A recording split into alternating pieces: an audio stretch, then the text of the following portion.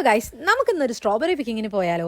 സമയം ഒരു ഉച്ചമുക്കാലായതുകൊണ്ട് തന്നെ ഒന്നും കഴിച്ചിട്ടില്ല. അപ്പൊ നമുക്കൊരു ഷവർമ റാപ്പും ഒരു ഷവർമ പുട്ടിനും കൂടെ കഴിച്ചിട്ട് നമുക്ക് നമ്മുടെ ജേർണി സ്റ്റാർട്ട് ചെയ്യാം. ഇവിടെ നല്ല അടിപൊളി ഷവർമ കിട്ടുന്ന ഒരു സ്ഥലമാണ് ഈ മേപ്പിൾ സീഡർ സിറിയൻ കിച്ചൺ എന്ന് പറയുന്നത്. ഒരു ഷവർമ റാപ്പ് തന്നെ 2 പേർക്ക് കഴിക്കാനുള്ള ക്വാണ്ടിറ്റി ഉണ്ടായിരിക്കും. അപ്പൊ നമ്മൾ പോകുന്ന സ്ഥലത്തിന്റെ പേര് മൗണ്ടൻ ഫാം സ്ട്രോബെറി യുപിക് എന്നാണ്. ന്യൂ ഗ്ലാസ്കോന്ന് ഒരു 53 കിലോമീറ്റേഴ്സ് അവേ ആയിട്ടാണ് ഈ സ്ഥലം വരുന്നത്. ഒരു അപ്രോക്സിമേറ്റ്ലി 40 to 45 മിനിറ്റ്സ് ആണ് ഡ്രൈവ്.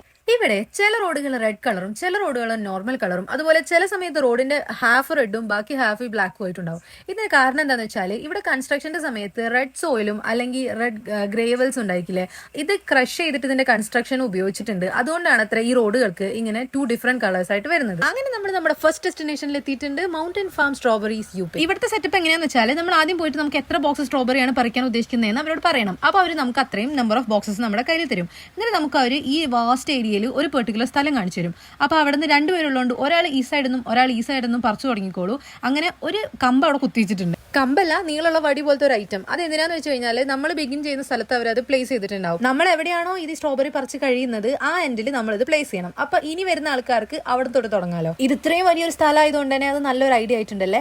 ചില സ്ട്രോബെറി ഒക്കെ പറിച്ചപ്പോൾ അതിന്റെ വലിപ്പം കണ്ടിട്ട് ഞാൻ തന്നെ ഞെട്ടിപ്പോയി. സ്ട്രോബെറി ഇത്ര വലിപ്പത്തിലൊക്കെ ഉണ്ടാവുമെന്ന്. പിന്നെ ഒരു സ്ട്രോബെറിയുടെ ഫ്രഷ് സ്മെല്ല് ഉണ്ടല്ലോ, അത് നമുക്ക് നല്ല ക്ലിയർ ആയിട്ട് കിട്ടും. മിതു ഇത്ര എക്സൈറ്റ്മെന്റിൽ ഒരു കാര്യം ചെയ്യുന്നത് ഞാൻ ആദ്യമായിട്ടാണ് കാണുന്നത്. സംഗതി എന്തായാലും അടിപൊളിയായിരുന്നു. ഓൺ ദ വേ ആയിരുന്നു സീ ഫാം ലാവൻഡർ ഫാം വരുന്നത്. അപ്പൊ എന്നാ അവിടെയും കൂടെ പോയേക്കാം എന്ന് വിചാരിച്ചിട്ട് ഞങ്ങൾ അവിടെ കയറി. അതാണെങ്കിൽ ഞങ്ങൾ പോയ സമയം അത്ര റൈറ്റ് ആയിരുന്നില്ല. കാരണം ഈ ലാവൻഡേഴ്സ് മൊത്തം പൂത്ത് വരുന്നത് ജൂലൈ 4th ആ ടൈമിലാന്നാ അവിടെ ഉള്ളവർ നമ്മളോട് പറഞ്ഞു. ഇവിടുത്തെ ആൾക്കാർ എന്തൊരു വെൽക്കമിംഗ് ആണെന്നറിയോ.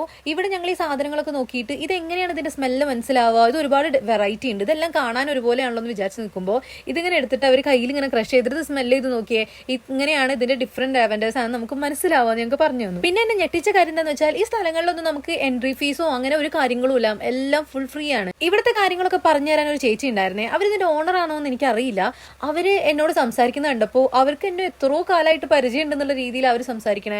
എന്ത് അടിപൊളിയാണെന്നറിയോ അവരോടൊക്കെ സംസാരിച്ച് നിൽക്കാൻ വേണ്ടിയിട്ട്. അവിടെ അകത്തൊരു ഷോപ്പ് പോലത്തെ ഒരു സെറ്റപ്പ് ഉണ്ട്. അവിടെ എന്താണെന്ന് വെച്ചാൽ ഈ ലാവൻഡേഴ്സ് വെച്ചിട്ട് ഉണ്ടാക്കിയിട്ടുള്ള സ്കിൻ കെയർ, ബോഡി കെയർ എല്ലാം അങ്ങനത്തെ ഒരുപാട് ഐറ്റംസ് ഉണ്ടാവും. അതുപോലെ ചെടികളും കാര്യങ്ങളൊക്കെ ഉണ്ടായിരിക്കും. ലാവൻഡേഴ്സ് നിന്ന് ഡയറക്ട്ലി ഉണ്ടാക്കുന്നതാണ് എന്നുള്ളത് കൊണ്ട് ഇവിടുത്തെ ഐറ്റംസിന് ഒരിക്കലും റേറ്റ് കൂടുതലല്ല. പുറത്തുനിന്ന് വാങ്ങിക്കുന്നതിനേക്കാളും എത്രയോ റേറ്റ് കുറവാണ് ഇവിടെയുള്ള എല്ലാ സാധനങ്ങൾക്കും.